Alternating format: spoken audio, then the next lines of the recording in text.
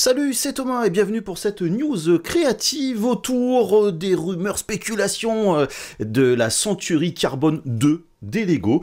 Et oui, ça fait déjà depuis quelques temps que beaucoup de gens parlaient et tout, de pas forcément la 2, mais l'attente du système multicouleur. Et oui, et Lego, la dernière marque à ne pas proposer finalement de système multicouleur pour leurs imprimantes 3D filaments. La Century Carbone, j'en ai beaucoup parlé sur ma chaîne, c'est vraiment une machine que j'adore, qui est vraiment géniale, et je vois en fait sur les réseaux sociaux le nombre de gens qui sont passés dessus, qui en sont super contents. Bref, voilà, très très bien, mais monofilament.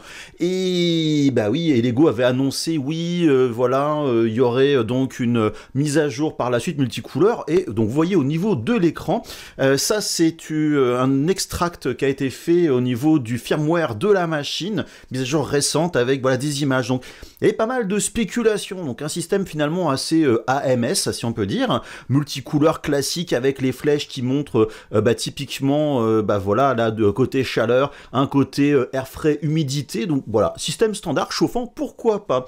Sauf que les choses se sont emballées, notamment sur Reddit.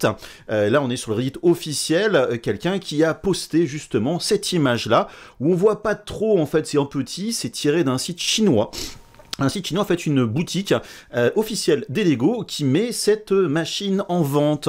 Et avec le temps, voilà, il y a des... bon, je dis le temps très rapidement, des gens ont récupéré vraiment des informations supplémentaires où là, on en découvre un peu plus sur la machine, hormis le design. Alors, effectivement, c'est bien CC2, Century Carbone 2, multicouleur, high speed, etc. et tout. Donc, si on regarde les images, on est donc sur le côté, le store, donc toujours chinois. Alors, les étiquettes c'était mis par-dessus, hein, bien évidemment, histoire de montrer de la traduction avec le prix, etc. Donc c'est multicouleur, contrôle de la chambre interne, alors Treasure Box, je pense que c'est des mauvaises traductions, hein, j'imagine c'est du Google Lens qui a dû faire ce genre de choses, mais ça commence entre guillemets à être intéressant avec d'autres images qui là parlent beaucoup de la ventilation, du système de chauffe, etc. etc. Et si on va donc ici sur X, un autre utilisateur japonais a posté donc des images, on voit la machine en beaucoup plus grand. Alors qu'est-ce qu'on peut analyser par rapport à tout ça? Déjà on est sur un système donc effectivement 4 bobines, 4 couleurs, j'avoue que franchement 5 j'aimerais bien, mais bref, c'est déjà pas mal. Le système me fait penser énormément à la Flashforge AD5X, je l'ai testé aussi, donc des tests récents sur ma chaîne. Machine franchement que j'aime beaucoup, avec un système donc sur le côté qui prend pas trop de place, avec un système qui va avaler le filament pour l'entraîner vers la tête. Vous remarquez qu'on a ici donc 4 PTFE qui arrivent directement au niveau de la tête, donc forcément il va y avoir un hub très très proche. L'avantage c'est que ça va sûrement réduire le temps de changement de filament. Maintenant voilà, c'est que la spéculation. L'intérieur qui fait quand même très Photoshop par rapport à la perspective et ce genre de choses, ça ressemble énormément à la Century Carbone. L'écran fait un peu étiré et là on voit que c'est du Photoshop parce que même le connecteur avant USB il fait vachement étiré comme ça sur l'eau. Mais pour dire que voilà, ça fait pas, bon, le fond est en IA, j'imagine, ce genre de choses, mais ça c'est intéressant. Maintenant, bon, des petites questions que je me pose comme ça, vraiment, alors c'est très à chaud ce que je vous dis, mais ce système entièrement fermé, donc c'est cool de pouvoir fermer la machine. Ça veut dire que pour les filaments techniques imprimés, ça va être bien, mais pourquoi en fait on a les bobines qui sont directement à l'air? Donc bon, c'est pas forcément terrible, à moins d'avoir donc un séchoir, enfin bref, un dryer à filament à côté. Donc là c'est un petit peu bizarre. Maintenant, je vous cache pas que c'est très personnel, et vous savez qu'à quel point c'est un point qui, justement qui est subjectif, c'est très très moche. Sur le dessus, bon, moi ce que je dis toujours, une machine moche c'est pas très grave, l'efficacité est plus importante, mais c'est pas très joli. Mais en fait le vrai problème que je vois, c'est la place verticale que ça prend. Si vous mettez ça dans une étagère, et justement l'intérêt de la Century Carbone, c'est qu'elle prend pas beaucoup de place. Et ben là, elle va prendre beaucoup plus de place, même qu'un système AMS classique. Donc je suis assez étonné. Alors est-ce que c'est un prototype, ça va être affiné ou pas? Surtout qu'en plus, alors là, c'est bien parce que, vous voyez, le filament va pas être écrasé, notamment les filaments techniques, j'en parlerai dans quelques instants. Les filaments techniques, ça aime pas souvent avoir des angles assez marqués, donc c'est-à-dire que ça va arriver vraiment très très droit, ce qui est pas mal. Mais même là, il y a quand même une hauteur qui est super gigantesque, ça pourrait être plus bas, à mon avis, de 10 cm sans aucun problème. Donc voilà, et bref. Donc cette image-là, on peut continuer à spéculer. Et vous remarquez, c'est marqué Century Carbone 2, donc ici, là. Et là, il y a eu donc d'autres images qui ont été postées sur Facebook. Là, c'est beaucoup plus récent comme post, avec des images typiquement, on va dire, officielles. avec alors les traductions qui ont été faites dessus, hein, on retrouve la même image qu'on avait il y a donc à l'instant. Et là, voilà, un point que je trouve aussi super intéressant, c'est qu'ils annoncent un bruit faible. Alors, vous savez, on met 45 décibels, genre de choses, il faut voir les conditions, le type de bruit, tout ce qui va à côté, mais c'est un reproche qu'on peut faire finalement à la suturie carbone, c'est une machine qui fait beaucoup de bruit. Il y a les ventilateurs, mais aussi le déplacement, ce genre de choses. Donc ils ont pris en compte les problématiques de bruit de la machine. Je continue un peu par la suite. Voilà, donc là le système multicouleur, comme je vous disais, vraiment vu de côté, ça ressemble beaucoup au système de FlashForge. Ça s'appelle donc un système Canvas. C'est le nom qui ressort, donc est-ce que la traduction anglaise sera vraiment celle-là ou pas? On n'en sait rien. Il y a des rumeurs, je l'ai vu traîner, mais ça reste des rumeurs. Prendre avec des pincettes qu'on peut peut-être mettre 2 systèmes pour avoir donc 8 couleurs et pas que 4 couleurs. Mais avec un système comme ça, j'ai un peu de mal à voir comment ça peut marcher. Surtout que le hub, s'il est au niveau de la tête pour collecter les filaments, voilà, là je doute du système. Donc là on retrouve bon, le système au niveau du bruit et vous avez aussi donc l'information de température, donc excellente, voilà, contrôle excellent de la température, notamment pour les matériaux un peu plus techniques. Sachant que la Century Carbone, la première du nom, a un système je dirais, de régulation de température, mais ça ne chauffe pas. Là, quand on voit ce genre d'image, on imagine qu'il y a un système de chauffe à l'intérieur. Et là, on arrive directement sur une espèce de table de comparaison entre la CC2 et la CC. Donc voilà, c'est a priori vraiment le nom officiel, c'est pas une mise à jour, c'est une nouvelle machine. De ce que j'ai cru comprendre, c'était quand même vendu comme étant justement une mise à jour en fait de la Century Carbone avec des améliorations, ce qui veut dire que la Century Carbone va sûrement rester au catalogue. Je n'en sais rien, on va en parler donc vraiment sur la fin.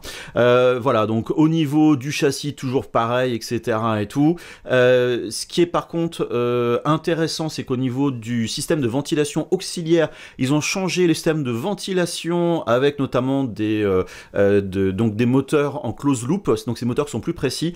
J'ai un peu de mal à comprendre pour les ventilateurs, mais c'est pas mon domaine, honnêtement. Alors je sais pas si ça correspond, normalement souvent les tailles, c'est des tailles en fait, hein, de taille de ventilateur. Là on est vraiment sur du 120 mm, un peu plus épais, ça veut dire qu'ils vont pouvoir brasser beaucoup plus d'air, mais a priori un bruit plus grave et moins strident, c'est quand même pas plus mal, comme au niveau du châssis, on retrouve des ventilateurs aussi plus grands, donc c'est-à-dire que le côté bruit de la ventilation devrait baisser, maintenant à voir, on va dire, sur le reste. Et aussi, l'autre élément qu'ils ont rajouté, ça va être, c'est les systèmes de filtration, il n'y en a pas en fait vraiment au niveau de la Century Carbone. Là ils annoncent donc un Initial Effect Filter Level, je sais pas ce que c'est, G3, il n'y en avait aucun avant. Au niveau donc il y a un filtre HEPA pour les micros, donc les nano microparticules, etc. Donc qui est rajouté. Maintenant H12, je n'y connais rien au niveau des normes.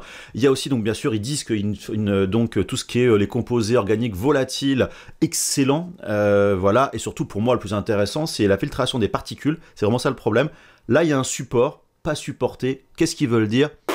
Je n'en sais rien.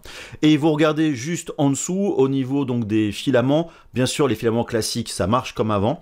Maintenant, ce qui rajoute effectivement, c'est que l'ABS, là, ça, en gros, les filaments techniques, c'était compatible avec la Century Carbone. Vous vous rappelez quand même, j'ai fait du nylon chargé en fibre de carbone avec. Bon, j'avais effectivement à côté le dryer, ça a marché. Là, c'est marqué effectivement Excellent Printing, par exemple, pour le PET chargé en fibre de carbone. Donc là, le PA, le PPS, tout ça. Alors, c'est marqué. Donc voilà, on va dire, là, c'est compatible avant, même si ça marchait bien. Là, la machine est plus adaptée. Mais qu'est-ce qu'ils veulent dire par là ? On n'en sait pas plus. Et si on revient sur le reste, au niveau donc de la caméra, maintenant il y a du time-lapse et de la détection IA, c'est pareil, qu'est-ce que ça veut dire? J'imagine les spaghettis, mais en général ça marche pas super très bien.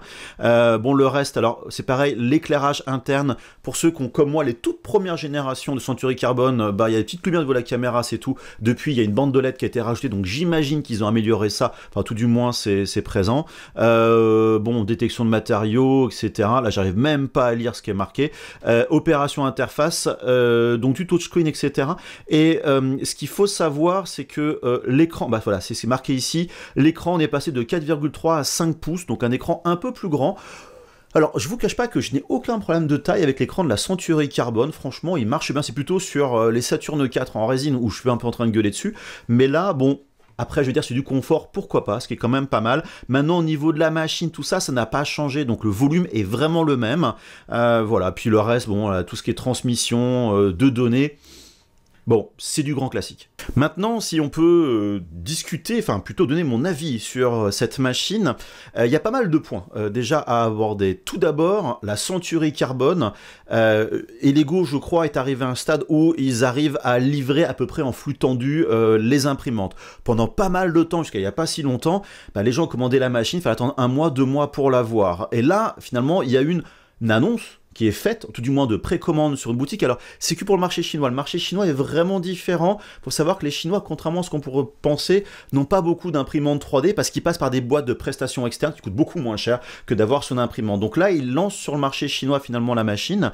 Voilà. Donc, mais bon, tout le monde sait très bien que ça allait arriver, qu'Elego allait forcément devoir communiquer parce que les gens allaient en parler. Et puis, de l'autre côté, vous avez vu quand même, depuis quelques semaines, notamment avec la Snap Maker U1 qui est sorti multicouleur, Bamboo Lab qui a dû faire une annonce par rapport à la H2C avec leur système donc de changement de tête. Là, je crois qu'Elego pouvait plus attendre avant d'annoncer la machine. Mais bref, pour revenir à ce que je disais il y a quelques instants, voilà, Elego donc a fait cette annonce-là pour montrer plus concrètement que le multicouleur arrive, mais moi je suis un petit peu déçu. Parce qu'au final, on est sur un système multicouleur assez classique, et là, Elego, alors peut-être qu'il marche super bien, c'est vraiment que la spéculation, hein, prenez avec des grosses pincettes, mais le système, même si c'est comme la D5X, et ça marche très très bien franchement, ce genre de système, mais qu'est-ce qu'il a d'extraordinaire et qu'est-ce qui fait que Elego a mis autant de temps à sortir justement cette mise à jour parce qu'effectivement, dans ce cas-là, on est plutôt sur une mise à jour. Est-ce que ce système-là va être compatible avec les Century Carbone première du nom? Alors moi, la mienne, j'ai pas le petit connecteur à l'arrière. Peut-être que vous l'avez. Donc, est-ce qu'il y aura un système comme ce que l'on voit ici sur la première capture très très floue tirée du firmware, une extension pour brancher quelque chose de classique sur la Century Carbone première du nom, et que ce système là est uniquement pour les nouvelles Century Carbone, là je n'en sais rien. Mais pour vous dire que voilà, je suis assez déçu de se dire, bon bah ils ont peut-être pu aller plus loin et ils sont pas allés si loin. Maintenant, mais vous un système basique qui marche super bien et qui fait peu de déchets qu'un système un peu mal optimisé. Mais voilà, on est à ce stade où le multi-tête en filament, donc les multi-têtes ou multibus, peu importe le système en fait au final, mais en gros vous avez un système d'impression par couleur, ça devient, c'est pas encore le standard, mais ça va devenir le standard sous peu. Donc là, est-ce qu'Elego sort quelque chose pour dire on est là, ou etc., on a une nouvelle machine, et puis il existait toujours, puis on n'est pas cher. Et c'est vrai que là, maintenant, la surprise, c'est combien ça va coûter ce système-là. Si la machine coûte 600 balles, peut-être que d'acheter une Smart Maker avec un peu plus cher, ça va être plus intéressant, vous voyez, par exemple. Donc, il va falloir voir le positionnement tarifaire.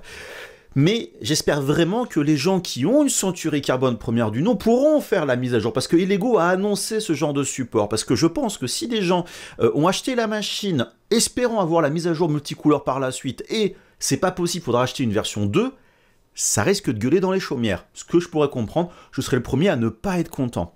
Donc voilà. Donc tout ça pour vous dire que voilà, je parle spéculation, j'analyse, il y a des petits textes qui ont été faits, si je reviens là justement au niveau du poste de la personne, qui indiquent différentes choses, notamment que le châssis est donc mono, enfin c'est du casting, c'est de l'injection, enfin l'aluminium injecté, mais c'est déjà le cas pour la Century Carbone, donc qu'est-ce qui a été fait ou pas. Donc bon, au bout d'un moment, on va arriver, tout le monde va essayer de donner un peu son grain de sel, tel que je suis en train de le faire d'ailleurs, hein, donc c'est pas une critique vis-à-vis de ces personnes-là. Maintenant, voilà, attendons l'annonce officielle d'Elego. Vu tout le buzz qu'il va prendre, je pense, dans les jours, c'est qu'une question de temps avant qu'ils annoncent ça, et on parle de pas beaucoup de temps. Il faut aussi voir qu'en Europe, tout du moins, vous avez le Formnext, qui est le salon vraiment de l'impression 3D européen, qui est un des plus gros salons au monde, qui a lieu donc fin du mois de novembre, en gros dans un mois et quelques jours. J'y serai d'ailleurs au passage, si vous y êtes, on peut très bien se rencontrer. Donc peut-être qu'ils ont préparé ça et montré la machine à ce moment-là. Sans dériver, mais si on regarde bien les annonces de nouvelles machines depuis quelques temps, en particulier Elego, il n'y a pas eu grand-chose. Donc voilà, on va voir ça. Bref. prenez tout ça avec des pincettes, ça fait plusieurs fois que je le dis. Maintenant, bah, attendons de voir vraiment les annonces officielles, peut-être des vidéos, peut-être que des testeurs vont avoir une machine assez rapidement, voir ce que ça vaut, et surtout, est-ce que Elego va continuer à être agressif? N'oubliez pas un point, donc cette AD5X que je mentionne, j'ai fait le test, elle est au prix officiel de 400 € avec un système multicouleur qui marche plutôt bien. Alors certes, elle n'est pas fermée, il n'y a pas une régulation de chambre, etc. Il n'y a pas la caméra avec. Mais là, si la machine vaut, entre guillemets, 100 € de plus, avec tout ce que ça propose en plus, pourquoi pas? Si ça vaut 200 € de plus, bah, peut-être qu'Elego va rater le coche avec cette machine-là qui finalement bah, va pas trop apporter, et surtout quand on voit la concurrence multicouleur et les gens qui vont se dire bah moi peut-être que je vais attendre la H2C de Bambu Lab ou acheter effectivement une Snapmaker ou une Wondermaker, bref, un système multi-tête et pas monotête, en gros ancien, qui va faire pas mal de déchets, qui va prendre du temps à imprimer. Donc voilà, donc n'hésitez pas aussi à me donner votre avis en commentaire de la vidéo. Qu'est-ce que vous en pensez de cette machine-là? Est-ce que vous serez prêt à l'acheter ou est-ce que vous n'êtes pas content parce que bah pourquoi c'est une 2 et que moi je voudrais pour ma machine à moi? Bref voilà, échangez comme ça en commentaire, vous likez la vidéo, vous vous abonnez. Au passage, abonnez-vous à la newsletter donc de Polyworkshop, il y a le lien en description de la vidéo. J'envoie à peu près toutes les semaines, 2 semaines et demie, une newsletter autour du monde créatif de la chaîne, mais aussi des news, des articles et ce genre de choses. Donc voilà, profitez-en pour voilà, vous y abonner. Je sais que les emails c'est old school, mais ça marche quand même plutôt bien. Vous avez aussi les news créatives sur WhatsApp, si vous êtes plutôt voilà, téléphone portable. En gros, je poste un petit peu les mêmes choses. Et puis bah moi je vous dis à bientôt pour des news créatives, des tests, etc. Allez, des bisous, bye bye.